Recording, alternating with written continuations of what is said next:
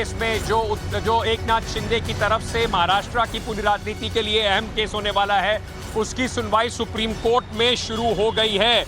नीरज कौल ने अपनी दलील देनी शुरू कर दी है एकनाथ शिंदे कैंप की ओर से, और इस वक्त की बड़ी खबर आपको बता रहे हैं कि जो सुनवाई है वहां पर शुरू हो चुकी है। अब एक एक करके क्या क्या बातें रखते हैं उसको भी आपके लिए लेकर आएंगे। इस वक्त जो केस है वो केस नंबर 34 जो है वो शुरू हो चुका है। डिप्टी स्पीकर जो है उनके खिलाफ जो याचिका जारी करी गई है उसके खिलाफ नीरज किशन कौल जो है वो एकनाथ शिंदे और रेबल ग्रुप की तरफ से अपना शुरू कर रहे हैं, दलील देनी शुरू कर रहे हैं। सबसे पहले उन्होंने कहा है कि जो स्पीकर है वो कैसे आगे बढ़ सकते हैं जब रिमूवल का जो मोशन है स्पीकर को हटाने का ही, डिप्टी स्पीकर के खिलाफ ही जो याचिका लगाई है वो अभी पेंडिंग है, तो इस बीच में वो बाकी सारे फैसले कैसे ले सकते हैं। उन्होंने सबसे पहले सुप्रीम कोर्ट में ये पूछा गया कि क्यों आप अभी तक हाई कोर्ट नहीं गए, वहाँ पर सीधे सुप्रीम कोर्ट क्यों आए हैं, इस बारे में भी वहाँ पर सवाल किए गए हैं। मैं सीधे चलता हूँ अपने सहयोगी रविकांत के पास। रविकांत हमारे साथ जुड़े हुए हैं। रविकांत, क्या क्या ओपनिंग रिमार्क्स में क्या शुरू हुआ है, बताइए हमारे दर्शकों को।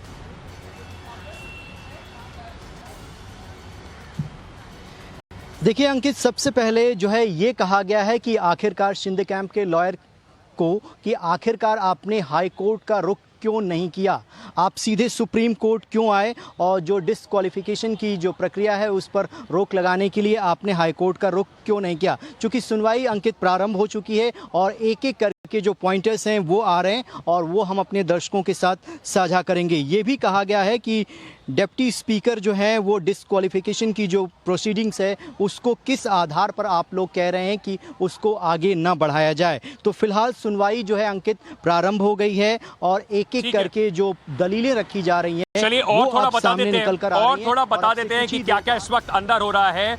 कौल साहब ने सबसे पहले ये बात कही कि वो रिमूवल जो पेंडिंग है उस पर कुछ नहीं कर सकते हैं। उसके बाद एक ब्रेकिंग न्यूज़ इस वक्त की बता देते हैं। उन्होंने कहा है कि बहुत सारे जजमेंट हैं, जो जजमेंट जो हैं इस वक्त उसको लेकर सुप्रीम कोर्ट पे डायरेक्टली अप्रोच किया गया, क्योंकि सुप्रीम कोर्ट की जो बेंच है जो पिटीशन, उसने सबसे पहले सवाल पूछा था कि आप high court, Bombay high court क्यों नहीं गए, सीधे सुप्रीम कोर्ट आने का क्या मतलब है। उस पर उन्होंने ये जानकारी दी है कि ऐसे बहुत सारे जजमेंट हैं जिसमें सीधे सुप्रीम कोर्ट आने का प्रथा रही है, प्रेसिडेंस रहा है। और उन्होंने ये भी कहा जस्टिस सूर्यकांत ने कि हाई कोर्ट जाना चाहिए था। उन्होंने कहा कि मेरे पास 3 इसके जवाब हैं। 226 एग्जिस्टेंस इज नॉट कॉन्स्टिट्यूशनल बार, यानी कि वो सीधे आ सकते हैं। कई सारे ऐसे केस हैं जहां पर फ्लोर टेस्ट डिस्क्वालिफिकेशन पर जो सुप्रीम कोर्ट ने ही फैसला लिया है। साथ ही साथ कौल ने ये भी कहा कि हमें धमकाया गया है, वी आर थ्रेटेंड, हमें धमकाया गया है, तो हमारे लिए हाई कोर्ट जाना बेहतर नहीं था, इसी वजह से हम सीधे सुप्रीम कोर्ट आए।